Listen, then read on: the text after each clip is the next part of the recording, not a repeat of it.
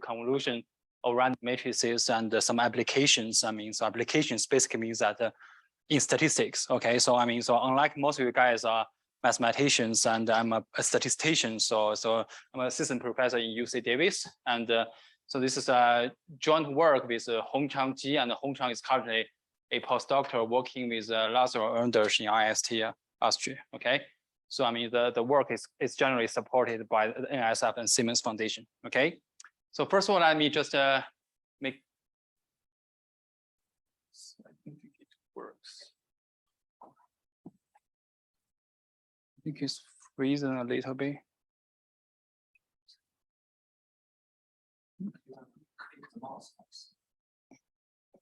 Yeah, thank you. That's a good trick. Okay. Okay. So I mean, today I will discuss a relatively standard and classic model. I mean, so in the area, I mean, which is in the intersection of free probability and the random matrices, which is the model. Okay, so I restated a little bit. I mean, so in using the language of statistics. Okay, so it can be written into a form of the so-called simple occurrence matrix. Okay, so which is y star, and y has a form of free convolution, free multiplication of random matrices. So and A and B are two n by n diagonal matrices, and all its entries we assume they are non-negative. Okay, so non-negative, and in the end I will comment a little bit what happens if some of them are negative. And the U here is n by n, either hard unitary random matrix or orthogonal random matrix. Okay, so the setting is very simple. And statistically, this model is important is because first of all, it's a rotational invariant. Okay, and because of the property of U. Second is it is a square matrix. Okay, so I want to add a few comments. Why square matrix is important is because, okay, in the RID model, if this U is replaced by a matrix with RID entry, okay, if it is a square matrix, in most of the case, the smallest eigenvalue is too small. In that case, so Q is not invertible. Okay, so that's one of the reasons we consider to use this, I mean, so models if you have a square matrix in applications. Okay, just to avoid the smallest eigenvalue is too small. Okay, so that's the. If it is the RID, folks, let's think about the GOE ensemble. So the smallest eigenvalue if P equals to N, so the smallest eigenvalue is 0. So in that case, Q is not invertible. But in statistical applications, we're not only interested in Q, but it also is inverse, which is called precision matrix. So therefore, if you have a square matrix, so this is probably a better choice. I mean, so in terms of statistical applications. Okay. So as I mentioned, okay, so I'm a statistician. Whenever I studied, I have to look at the applications. So these are usually the starting point, which enables me to look at the random matrix models. Okay, the first application is in the image detection. Okay, so in this kind of applications, you have an image which is a square matrix. Okay, and so in many cases, you never really observe the true image, which is S. Okay, you observe a noise version. Okay, so for example, here you have a diffusion weighted image, which is a scan, for example, like your brain. Okay, so and the physicians and are trying to get information from these images, and of course they want a better quality of the images. So therefore, the first step is trying to do an image denoising, trying to kick out the noise and only keep the signals. Okay, and the left panel on the first row is the very original image, and then okay, so they have a certain transform. For example, they have a certain measurement to get a transformed version called SNR, which is a signal to noise ratio. They are trying to get something called signal to noise ratio. And then this is called a fractional anisotropy, which is another transform. Okay, so this is a very original form.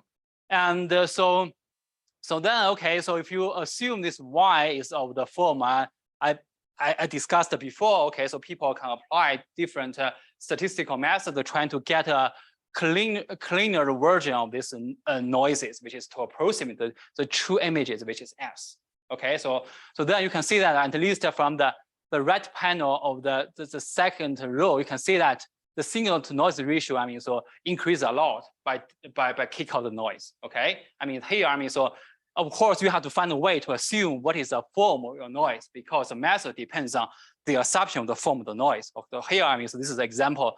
You assume it is a free multiplication of random matrices. Okay, you see it has applications for real data sets. Okay, and so the second motivation is more statistical. Okay, so I will start it with a very simple statistical problem and talk about random sketching. So sketching is a very old statistical problem and belong to sampling method. Here I will use a very simple setting, which is a linear regression, and probably you learn this model in your undergraduate one of the undergraduate courses. Okay, so suppose the underlying data follows a linear model. Okay, so here I talk about the high dimensional linear regression.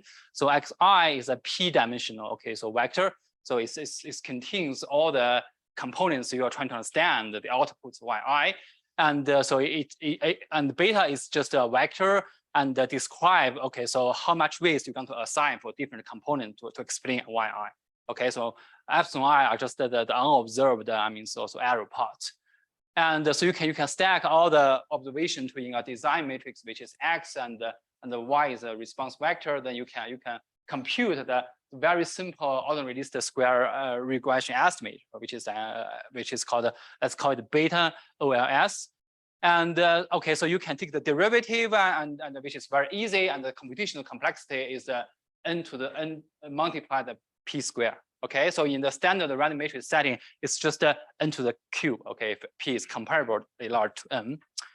And so people are trying to understand, okay, so can we reduce the computational complexity because it's n cube is too large. Okay, so a very standard way is trying to, okay, so probably I have n simples. Okay, probably it's too much. Okay, I may only use a relatively few of them, then I can still get a relatively good estimate. Okay, so basically they are trying to carefully choose a sketch of the 4 data sets. Okay, the way they do it, a standard way is trying to multiply a matrix S. This S is a sketch matrix, trying to select a subset of the simples. Okay, and then based on that, you can still apply the least square regression. Okay, so this S matrix is a big N times a small n. In that case, your complexity is now big N times p square. Okay, so it's reduced a little bit. Okay, and in many cases, S is usually chosen as a block of a n by n Haar orthogonal matrix, which is a block Haar matrix. Okay, and so on one hand, you see that the computational complexity is reduced, but then we are trying to understand, can we still keep the efficiency of the estimation? Because the more simples we have, the better estimate we will have. And so we have to look at the trade-off, right? Okay, so I will answer this question in the end of the talk when we have the random matrix, the random matrix results. Okay. Well, people just find it is useful in practice. We don't have a theoretical result, and also people can also choose a Gaussian RIT matrix as well. So these are two natural choices for statisticians. So you run this thing and you see that you do it in a faster time. Yes, and we don't. Yeah, and we, on the other hand, we don't lose too much efficiency, and it's still very accurate. So yeah. You need to pick several columns.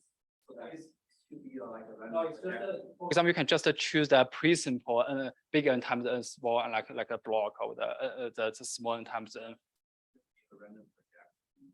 Oh yeah, something like a random projection. That's right. Yes. Essentially, the random sketching is trying to look at projections so that you can select the best subsimple. So you get a good point. So they actually practically there's a way trying to select the block. So that's so I will not talk about that too much because that's usually the questions from statisticians. Okay.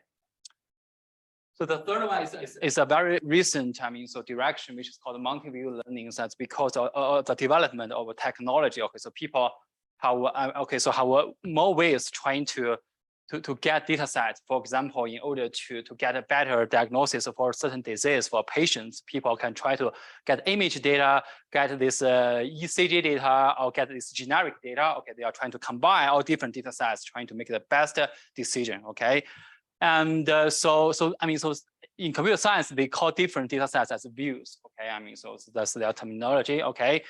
So practically the algorithm is usually kernel-based method or kernel-based method. And if, let's say, for example, we have two views. Okay, let's say we have the image data set and also the ECG. So for brain study, and so you get people are trying to look at this multiplication of two matrices K1 and K2. So K1 is a kernel matrix and whose IG's entry is just the L2 distance. Okay, you just apply a certain nonlinear function f. Okay, nonlinear function f, so similar thing you can do for K2. This is essentially n by n matrix, which is a square matrix. Suppose you have n simples. Okay, and then okay, so why this is related to free probability? Because in the none case, because this is the first step. Okay, so in order to merge information, first of all, you have to make sure that all the information they are signal, not noise. So therefore, the none case is everything is noise. You have to first of all to exclude this case, right? I mean, usually in the first step, you are trying to check. Okay, so what's the quality of your data? If it is noise, you just throw it away. If it is a signal, then you will continue. Okay, this is the first step. And then in this case, people can show that. Okay, so in this case, every signal matrix, every kernel matrix can be approximately be a simple coherence matrix. This X is just this n by p matrix, then plus a low rank matrix. Okay, and then because this L is low rank, therefore the spectrum can be fully characterized by a product of two simple coherence matrix. Okay, which is if you assume X1, X2 are independent, this is a free multiplicative convolution with two matrix compositors. Okay, so this is of course there are many more applications for this model. I will only discuss these three applications due to time constraint. Okay, so this what is our goal? Okay, so so statistically, for example, I want to estimate this signal, so we have to look at each individual eigenvalues and eigenvectors. So therefore, we are trying to look at all the asymptotic, so all these eigenvalues. But now I'm focusing on Y matrix, so you can still look at the B square root of B U star and the square root of A. Then that's the right singular vector. Okay, so these eigenvalues and the left and right singular vectors. And to achieve this goal, we have to establish the local properties. So for the free multiplicative convolution, and they are associated subordination functions. And based on this, we can derive the local laws for the resolvent of the matrices on the macroscope scale. Okay, so I will mention this a little bit. So rigorously, what do I mean by this? Okay, so so why the second part implies the first one? Because so Lazaro and the HDL, they have a pipeline. Okay, so you can follow up their pipeline. Once these two components are ready, you can follow their ideas to derive the eigenvalue. For example, you can use functional calculus to calculate the individual eigenvalues and so on and so forth, and using the dynamic approach to look at the distributions. Okay, so this is the idea. Okay, and so because I'm interested in the multiplication random matrices, I will only list the literature on the additive model and the multiplicative model, because these two are standard models in free probability. And I'm very sorry I cannot list all the other models because there are many other general models. And on the macro scale, basically you are trying to show that so the limiting distribution of the eigenvalues have converged to a certain measure. So this is so starting from the pioneer work of Dan. Okay, so bunches of works have been proposed. So including many contributions of the audience here, and on the macroscope scale, basically it's just the individual eigenvalue and eigenvectors. So the model which is studied, so well, it's just a free additive model. Okay, so it's due to the mainly due to the work by Zhigang, Lazaro, and Kevin, the group. Zhigang is yesterday's speaker. And another model which is related is just a local ring theorem. Basically, you have two independent Haar matrices. You are trying to look at their conjugate, and this is the only thing we have on the macroscope scale. Okay, and also, so in addition to that, we also have like a finite Dirac deformations. The most related work is actually devoted to Harry and his collaborators. In the 2017 AOP paper and also other results. And this is and you can see that, okay, so for this multiplication models, still, so we need to understand what is going on. Okay, so so this is the reason we want to study this model. So in terms of literature. Okay, and now I will try to introduce my result. So what is local laws? Before that, let me just try to stay and try to fix the notations. Okay, so I will always call the lowercase m. Okay, so as a CS transform, and then I will define a M transform, okay, which is a big M mu, okay, which can be written in terms of the CS transform, okay.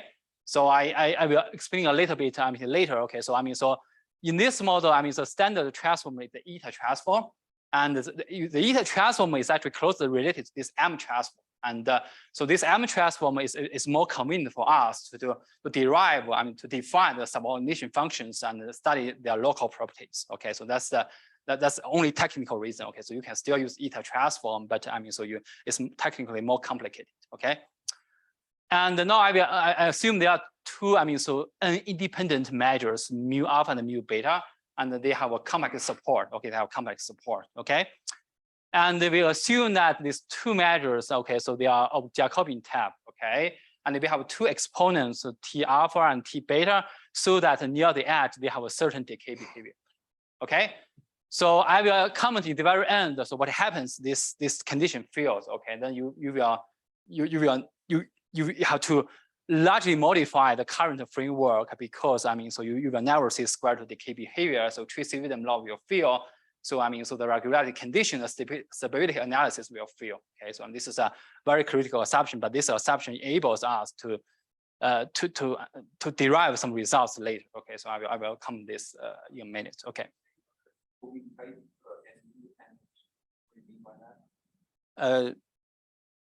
So.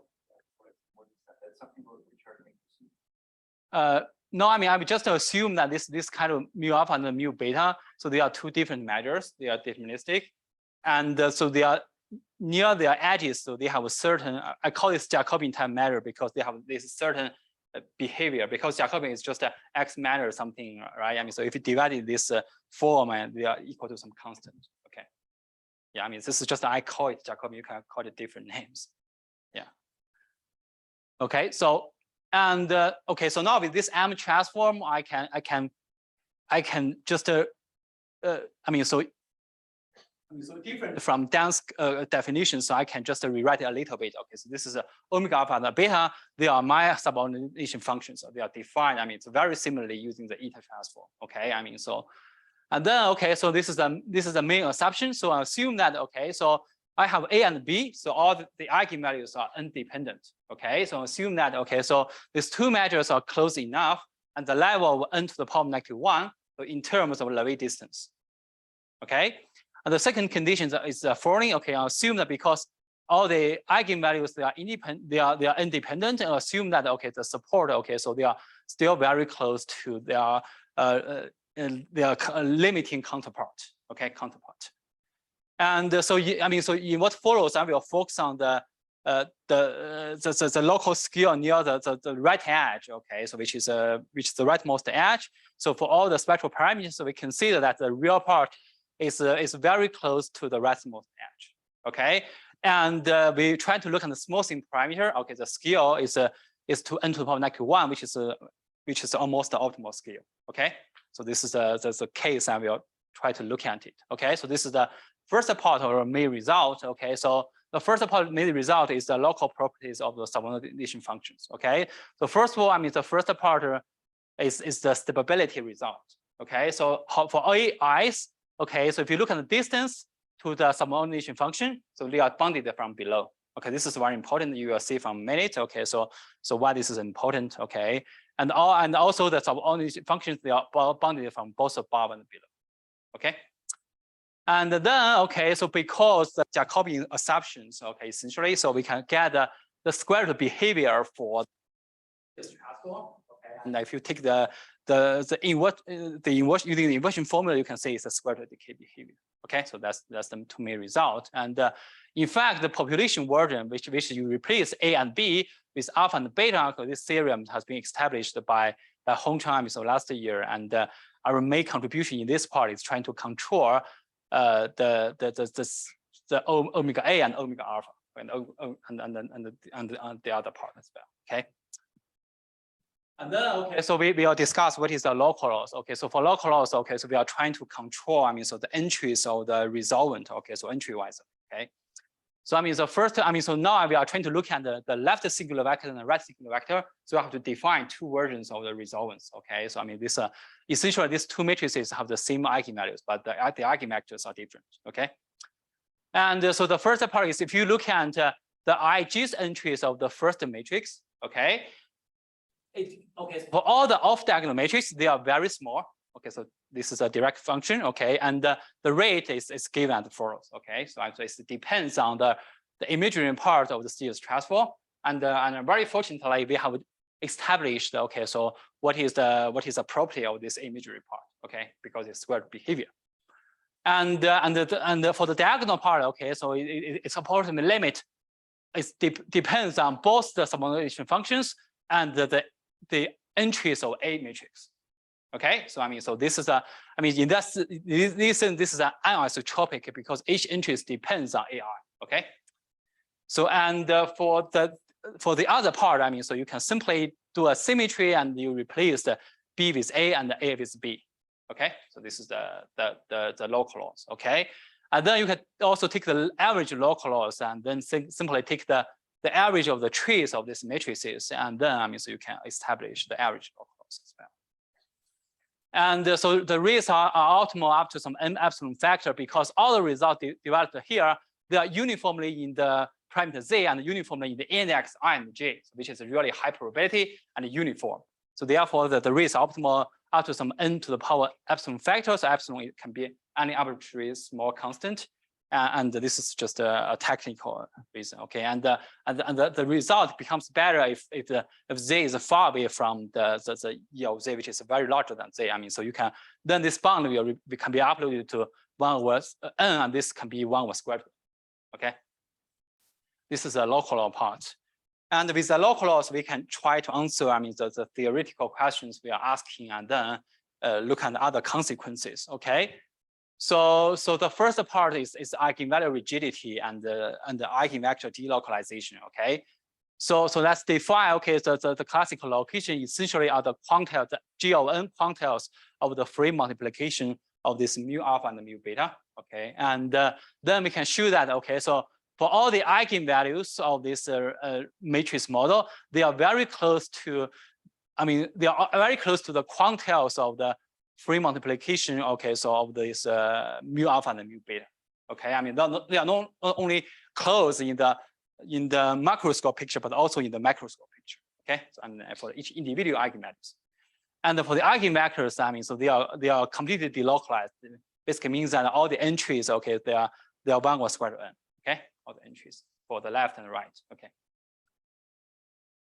And then with this result, another, I mean, so application we can look at the deformed, I mean, so matrices as consider the behavior as before. Okay, so here we just did a little bit of generalization of their previous result. Okay, so this is the result. Basically, we add a few outliers. Okay, so on both A and B part. Okay, so a few of these eigenvalues are large. Okay, so both R and S, they are finite. Okay, so a finite rank deformation. Okay, and so here this is a general spike assumption. Basically means that if you believe you want to see some spike, so at least, okay, so this AI must greater than this omega b e plus. Okay, and the bj must be than these values. Okay, and in this case you will have a chance to see a spike. But when you will see the true spikes, when the true spike basically means that, okay, so this must be greater or equal to under a certain scale, which is n to the power negative 1/3.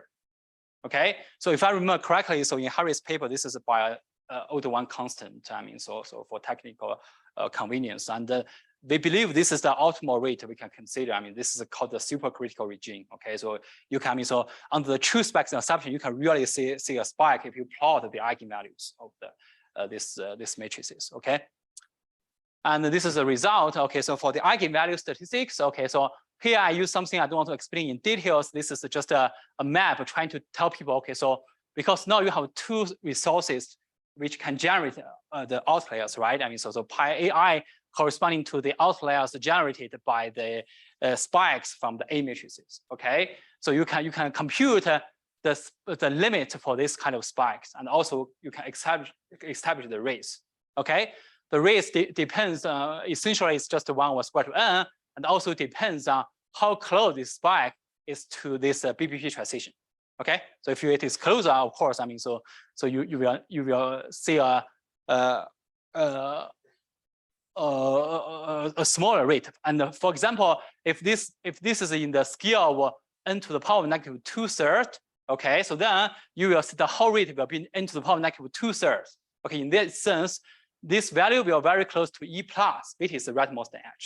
Okay, and similarly, you can compute, so the other parts of the outliers. Okay, and as I mentioned, for the other part, they'll be very close to the rightmost edge of the free multiplication of the random matrices. Okay, and similarly, you can derive for the singular vector statistics, and in this case, because A and B are just diagonal matrices, they are true eigenvectors are just the standard basis, and you can also compute the L2 norm, and they have a first limit, which can be written in terms of AI and also the derivative or the inverse of these subordination functions. And then also you can establish the rates. And there's a delta I here, I don't want to write it out. It characterized, okay, so the eigengaps between different spikes, okay? If you have two spikes, they are very, very close, you are going to have a trouble, okay? And similarly, if you have the non-spiked eigenvector, they are also delocalized, but they are partially delocalized, okay? So depends on, okay, so how close, so the spikes is close to the edge, okay? So they are partially delocalized. And this is only for the left singular vector. For right singular vectors, they can be obtained by symmetry, okay, by symmetry. So, again, as I mentioned, the limits are actually already identified, so by Harry and his collaborators, just trying to rewrite this result under stronger conditions and establish the convergent rates. And also, you can also study the eigenvalue staking. Basically, here I only study the first few and the first finite few eigenvalues. You can study the bulk eigenvalues. It turns out that this kind of eigenvalues will very close to the non-deformed matrices, okay, which is called eigenvalue sticking. And for here I only project the true eigenvector, which is EI. You can project to any directions you want, which is a generalized eigenvector. Okay, the only thing which is different is the result is more complicated. Actually, the result is in our paper, so you can look at it. Okay. And now I will go back to discuss a little bit on the statistical applications and to understand, okay, so how this result can help us, okay, so to study the three applications we discussed before, okay?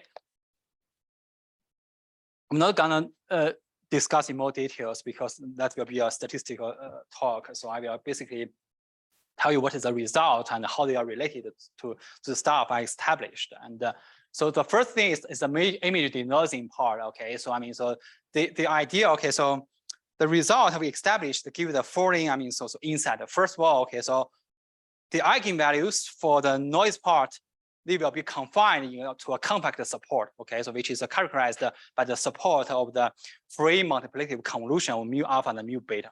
Okay, so if you have a true image, if the image, essentially is not that bad at all. If you look at these eigenvalues, okay, so a few of the eigenvalues are quite large. It's corresponding to the image, to the clean image part. And based on that, okay, so you can try to derive estimators. Okay, so of course you have to utilize the A and B information, trying to estimate this matrix as well. And then based on that, okay, so the result I derived, you can give an algorithm and then try to kick out the noise. Okay. So this is the second is the random sketching. So now so for the sketching matrix, I only use the big N times the small n matrix. For the least square estimator, I use the small n times p matrix. Okay, so this is the relative efficiency. Okay, basically so your true is beta, right? I'm trying to look at the difference between the two different estimators and its true part, which is beta. Okay, so this is a relative efficiency. Of course, if your big N equal to small n, this equals to 1 because they're the same. If you reduce the number of samples from small n to big N, of course, you will lose some efficiency.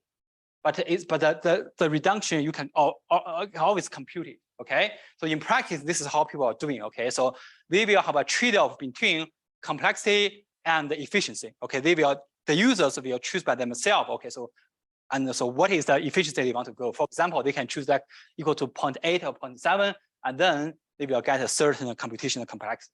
Okay, so this is the result. So you can see, and the proof of this. So essentially use the local laws. Okay, the key part is trying to understand. Okay, so the Q matrix and its resolvent. Okay, and for the multi-view learning part. Okay, so the key idea is that except for a few larger eigenvalues. Okay, the rest are very close to the classical location for the free multiplication to multi-composite laws, and with potentially different, so aspect ratios, and more importantly, the eigenvectors are delocalized. Okay, so why this is important? Okay, so in practice, so different patients go to hospitals. Okay, some patients have a certain disease, some patient does not.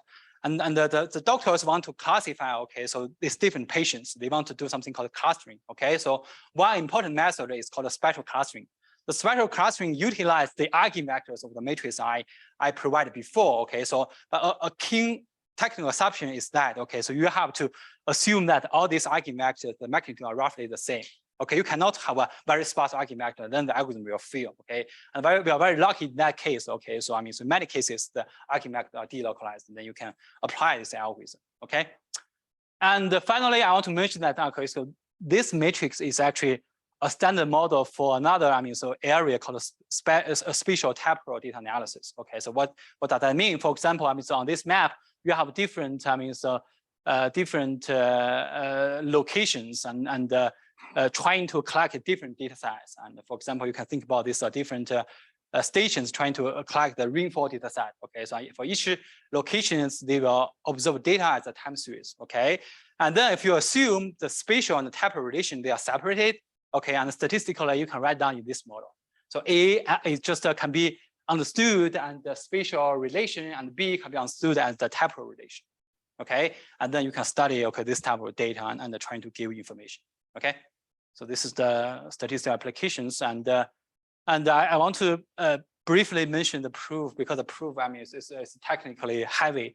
So I want to give us some key ideas in the proof. Okay, so essentially, as you can see, the main part is trying to establish the local laws for these matrices, and so the local laws is essentially trying to estimate the entries for the resolvent. Therefore, okay, so we have to rewrite everything in terms of resolvent. Okay, so the first part is we're trying to give an approximate of the subordination function. Okay, so you can see that. Okay, so this we define this as omega A C. Okay, so they are written in terms of this resolvent of this B tutor, which is defined as a U star times BU. Okay, U star times BU. And similarly, you can define the subordination functions. Okay, so for the B. Okay, so so this is the summation. And so why so this is good, and so if you define the approximate of the subordination functions, it's here. Okay, so you can try to decompose these arrows. Okay, so simply using some algebraic properties, and at the very end, this is your decomposition. Okay, so now you can see that. Okay, so if your omega B C is very close to omega B, okay, if your guess is correct, then so this AI will be very close to this omega B as well. We have shown that, okay, in the first part, it is stable. So AI, the difference between AI and omega B, they are bounded below by a constant. Therefore, so this is very important. Okay, so this is critical. Okay, this is very critical.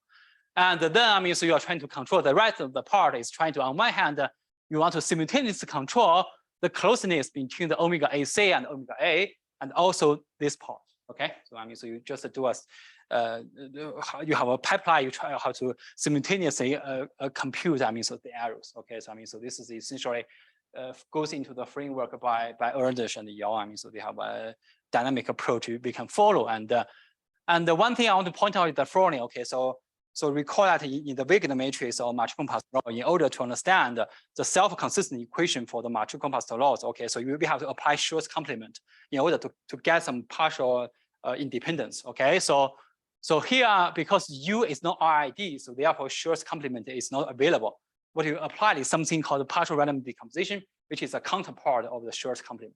Okay, so and then with that part, so you can apply a recursive estimator, which is essentially Gaussian integration by pairs, because by this partial random decomposition, you will get some vector which is essentially Gaussian. Okay.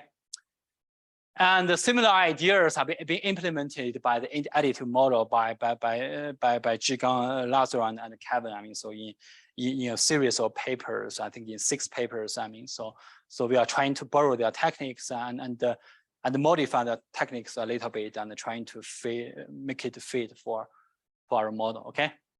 And this is the comments for the proof. And So here I will give some remarks and also some open questions because as I mentioned, I'm a statistician.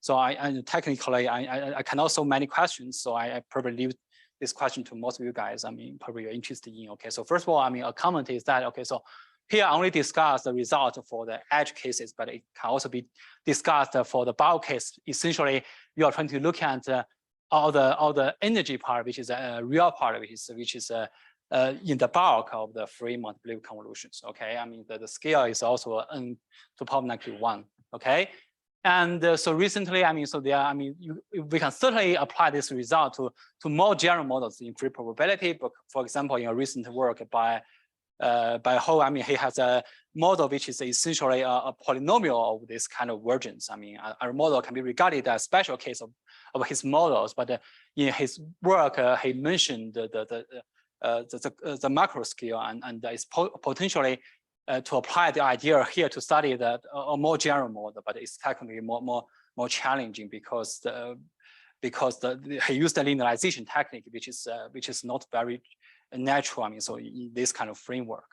Okay, so because another thing is because we see that n to the power -2/3, therefore it's naturally for us to predict that the edge argument is tracy beta.